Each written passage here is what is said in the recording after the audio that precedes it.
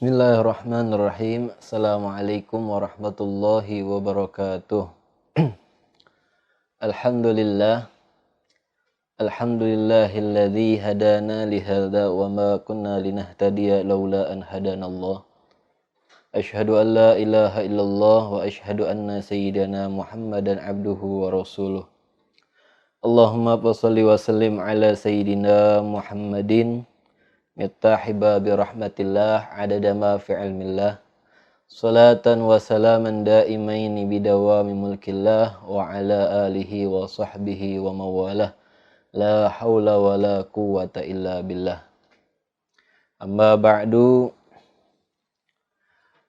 Pemirsa yang dirahmati oleh Allah Subhanahu wa taala, alhamdulillah, puja serta rasa puji syukur kehadirat Allah Subhanahu wa taala yang masih memberikan kita ketetapan iman dan Islam, terlebih nikmat sehat wal afiat, sehingga kita masih dapat bertemu kembali dalam rangka mencari ilmu, dalam rangka berbagi ilmu, dalam rangka belajar, memahami tentang bagaimana tata cara kita belajar Al-Quran.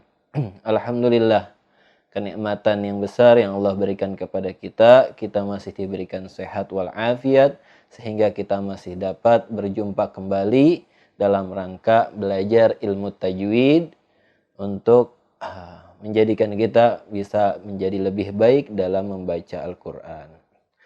Salawat teriring salam semoga terlimpah curahkan kepada junjungan baginda Nabi besar Muhammad sallallahu alaihi wasallam, dan mudah-mudahan satu harapan doa, mudah-mudahan kita yang belajar ilmu tajwid, yang belajar memahami Al-Quran, yang belajar memahami bacaan-bacaan Al-Quran ataupun isi yang terkandung di dalam Al-Quran, mudah-mudahan kita termasuk orang yang dibanggakan oleh baginda Nabi besar Muhammad sallallahu alaihi wasallam, karena kita termasuk orang-orang yang memperjuangkan daripada agamanya Allah Subhanahu wa taala. Amin ya rabbal alamin. Pemirsa yang dirahmati oleh Allah Subhanahu wa taala, kita bertemu kembali dalam pelajaran kita membahas tentang ilmu tajwid. Yakni kita belajar tentang cara baca Al-Quran yang baik dan benar. Dan alhamdulillah kita masih dalam pembahasan pada bab ahkamut tanwin wa nun sakinah. Kita masih dalam pembahasan bab tentang hukum tanwin dan nun mati. Dan kita sudah membahas di pertemuan-pertemuan yang sebelumnya, kita sudah membahas tentang idhar. Dan sekarang kita akan membahas bab yang selanjutnya, yakni kita akan membahas tentang masih dalam hukum nun mati dan tanwin, yakni pada di sini pada pelajaran tentang idgham. Mari kita mulai pelajaran kita, dimulai dengan Bismillahirrahmanirrahim. Dikatakan idgham. Apa itu idgham? Idgham adalah, kalau arti dari idgham sendiri adalah artinya memasukkan. Artinya ketika kita membaca Al-Quran yang hukumnya adalah idgham, cara membacanya itu adalah memasukkan baik itu tanwin atau nun matinya kepada huruf yang akan dibaca. Dan idgham sendiri diantaranya, misalnya huruf tersebut ada idgham itu, kalau kita mau perinci, huruf idgham itu ada 6, yakni ada huruf mim, ada huruf nun, ada huruf waw, ada huruf ya, ada huruf lam, dan huruf ro. Apabila ada 6 huruf ini jatuh setelah nun mati atau tanwin, maka hukum bacaannya adalah idgham. Jadi cara bacanya idgham itu memasukkan huruf nun tanwin ataupun nun matinya itu kepada huruf yang akan dibaca setelahnya. Artinya hukum tanwinnya itu dan nun matinya itu tidak dibaca, sehingga mengumpulkan dua kata itu menjadi satu bacaan. Contohnya misalnya mim mati bertemu nun mati bertemu dengan huruf mim. Contohnya misalnya mim masad Artinya nunnya itu, nun matinya itu tidak dibaca. Yang dibaca adalah memasukkan huruf nun matinya itu kepada huruf mim. Mim masad. Nah, itu nun mati ketemu dengan huruf mim, maka hukumnya adalah idgham. Contoh yang lain misalnya nun mati ketemu dengan huruf nun. Contohnya min nutfatin. Min nutfatin, nun mati bertemu dengan huruf nun. Sehingga hukumnya adalah idgham. Ataupun yang tanwin. Tanwin bertemu dengan huruf idgham yang 6. Contohnya misalnya seperti dhalalim mubin. Dhalalim mubin. Tanwin pada huruf lam masuk kepada huruf mim. Dhalalim mubin. Jadi enggak sejatinya huruf lam yang dibaca, tapi dimasukkan kepada huruf mim. Itu diantara contoh huruf yang bertemu nun mati atau tanwin yang bertemu dengan huruf idgham. Jadi huruf idgham itu jumlahnya ada 6 begitu. Jadi ada mim, ada nun, ada waw, ada ya, ada lam atau ro.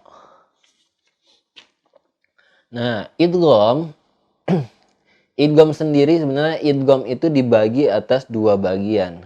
Ada yang disebut dengan idgham bigunah, ada yang disebut dengan idgham bila gunah. Artinya idgham dalam nun mati dan tanwin itu ada 2 bagian. Yang pertama ada idgham bigunah. Idgham biguna itu idgham yang dibaca dengan dengung. Idgham bila guna adalah idgham yang dibaca dengan tanpa dengung, tidak ada dengung. Jadi penjelasannya itu adalah idgham dalam nun mati dan tanwin ada 2 bagian. Apabila ada huruf mim, nun, waw, dan ya jatuh setelah huruf nun mati atau tanwin. Contohnya misalnya mim masad yang tadi, atau min nutfatin, min wakil, atau may ya'mal, itu adalah huruf idgham biguna. Contoh tanwin, contohnya misalnya dhalalim mubin, amilatun nasiyah, rahimun wadud, sarrayyarah. Itu contoh daripada huruf idgham biguna. Jadi cara bacanya itu may ya'mal, ada dengungnya, may ya'mal. Beda halnya ketika kita baca yang idgham bila gunah. Jadi keterangan tentang idgham bigunah itu tadi idgham sendiri artinya memasukkan. Ingat itu. Jadi bunyi nun mati dan tanwinnya itu adalah hilang. Yang ada huruf sesudahnya yang kita baca. Dan bunyi huruf sesudahnya ditahan panjangnya selama 2 harokat. Itu pada idgham biguna. Jumlah huruf idgham biguna ada 4, yakni mim, nun, waw, ya. Jadi kita harus pahamin bagaimana tata cara baca idgham itu dengan cara kita mengetahui cara pembagiannya dulu. Jadi idgham itu tadi dibilang dibagi atas 2 bagian, ada idgham bigunah, ada idgham bila gunah. Idgham bigunah hurufnya apa aja? Ya, mim, nun, waw. Sedangkan idgham bila gunah hurufnya cuma 2, yaitu huruf lam dan huruf ro. Itu. Dan huruf idgham bigunah, idgham bila gunah hurufnya lam dan ro. Apabila ada huruf lam dan ro jatuh setelah tanwin mati atau nun, apabila ada huruf lam dan ro jatuh setelah tanwin atau nun sukun, maka hukum bacaannya adalah idgham bila gunah. Contohnya misalnya nun mati yang bertemu dengan huruf lam, alam yarah, ataupun nun mati yang ketemu dengan huruf ro, mir rabbikum, mir rabbihim misalnya. Ataupun tanwin yang bertemu dengan huruf idgham bila gunah. Misalkan tanwin bertemu dengan huruf lam, khairul lakum, Ghafurur rahim. Ghafurur rahim. Nah, itu cara baca daripada idgham bila guna. Jadi bunyi nun mati atau tanwinnya itu adalah dihilangkan. Dan bunyi huruf sesudahnya tidak perlu ditahan. Tidak perlu ditahan yang sedemikian panjangnya, enggak. Mir rabbikum gitu ya. Atau ghafurur rahim khairul lakum an lam yarah, misalnya nun mati ketemu lam, nun mati ketemu ro, ataupun tanwin ketemu lam, ataupun tanwin ketemu dengan ro. Dan jumlah huruf idgham bila guna ada dua, yaitu lam dan ro. Bila dirangkai seperti misalnya lari, nah itu lam dan ro bila dirangkai menjadi kata lari. Nah, sebab-sebab idgham bila guna ataupun sebab-sebab idgham itu terjadi, idgham bisa terjadi karena dua sebab. Yang pertama yaitu sebab nun mati, yang kedua sebabnya adalah tanwin. Artinya idgham dapat terjadi karena dua sebab itu. Sebab nun mati ada satu keadaan. Apabila idgham itu karena nun mati, ada satu keadaan. Apa terjadi pada dua kalimat? Jadi apabila ada hukum idgham yang bertemu dengan nun mati, maka keadaannya itu dalam keadaan dua kalimat. Sedangkan contohnya seperti yang tadi, mim masad min nutfatin ataupun may ya'mal. Nah, itu dalam dua kalimat.